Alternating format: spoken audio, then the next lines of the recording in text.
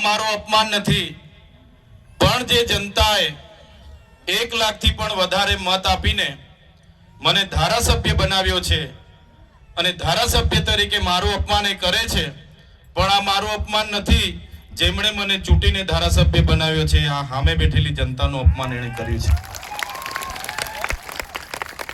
એનો જવાબ અહીંયા મને જેટલા પણ સાંભળી રહ્યા છે, મારા વડીલો છે, સંતો મહંતો પણ બેઠા છે, મારા સરપંચશ્રીઓ છે, મારા અગ્રણીઓ છે, મારી માતાઓ છે, મારી બહેનો છે, બસ તમને વિનંતી કરું છું, આપણે એમની સામે એમના જેવા નથી બનવાનું, પણ આવનારી તાલુકા પંચાયત જિલ્લા પંચાયતમાં એનો જવાબ આપણે બધાએ આપી દેવાનો છે। આપી દઈશું ને બધા? તૈયાર છો ને બધા? આપણા અપમાનનો જવાબ આવનારી તાલુકા જિલ્લા પંચાયતમાં ભાજપના નેતાઓને આપી દેવાનો છે। અને એ મારું ગમે તેટલું અપમાન કરતા હોય, મને ગમે તેટલું નીચું બતાવવાની વાત કરતા હોય, એલફેલ બોલતા હોય, मैं तो कुदरत ने प्रार्थना करूं छू कि एमने सुखी राखे, एमનું ભલું કરે। અમે તમને આવનારી ચૂંટણીઓમાં જવાબ આપી દઈશું। સાથીઓ, આગળ ઘણા પ્રશ્નોની વાતો થઈ છે, સમસ્યાઓની વાતો થઈ છે, ત્યારે હવે આજનું ડેડિયાપાડા એ માત્ર ગુજરાતમાં ચર્ચિત નથી, તમારા બધાના આશીર્વાદથી આટલી નાની ઉંમરમાં મને ધારાસભ્ય બનવાનો તક મળી છે।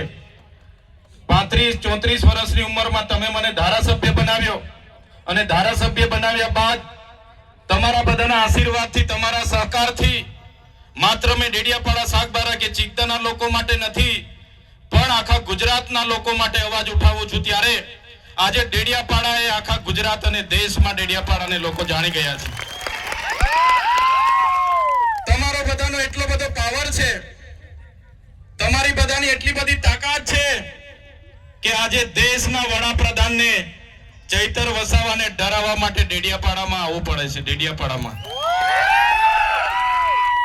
અને તમે જોજો આવનારા દિવસોમાં અમારા 2-4 આગેવાનોએ કીધું કે કોંગ્રેસના પણ કોઈ દિગ્ગજ નેતા થોડા દિવસમાં ડેડિયાપાડા આવવાના છે, એવું જાણવા મળ્યું છે।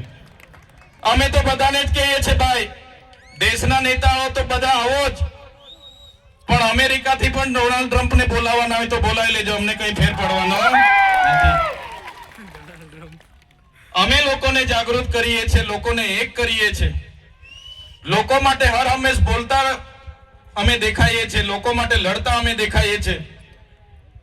એ ચાહે વિધાનસભા હોય, એ ચાહે સડક હોય, એ ચાહે મેદાન હોય, જ્યાં પણ હોય ત્યાં લોકોની વાત કરીએ, લોકો ભેગા થાય, લોકોનો સહકાર મળે, લોકો જાગૃત થાય। એટલે આ ભાજપની સરકારને ગમતું નથી અને આ ભાજપની સરકાર આવા મનસુખભાઈ જેવા લોકોને ચડાવીને અમારી સામે ઉતારે છે, પણ આ મનસુખભાઈ હોય કે એમના ભાજપના નેતા હોય, એમને હું કહેવા માંગુ છું, અમારી લડાઈ તમારા જેવા મનસુખભાઈ સાથે નથી, અમારી લડાઈ તો સીધી નરેન્દ્રભાઈ મોદી સાથે છે। નરેન્દ્રભાઈ મોદી અહીંયા આવ્યા હતા, જે પ્રતિમાને ફૂલહાર કર્યું, એ પ્રતિમા જ્યારે આપણે મૂકતા હતા ત્યારે આ જ ભાજપના, આ જ મનસુખભાઈ, આ જ